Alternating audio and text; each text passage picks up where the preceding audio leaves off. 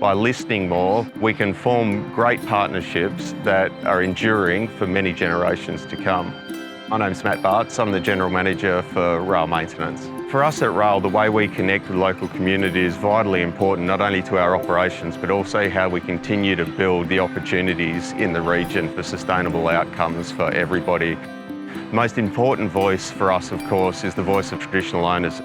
It's a special privilege for us to think differently about how we can listen, how we can learn, and how we can grow together.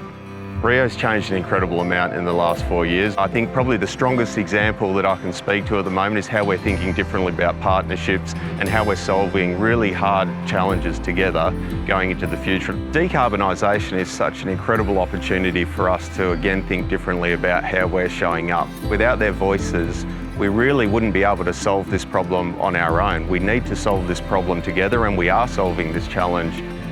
So I think when I reflect on my journey, particularly with Indigenous, one of the things that stands out for me the most about my own personal learnings is that traditional owners have the answers. I mean, they've been on country for thousands of years. They've solved many problems, created many opportunities over that time, and it's really about how we listen, how we open up to support those visions that each of traditional owner groups have.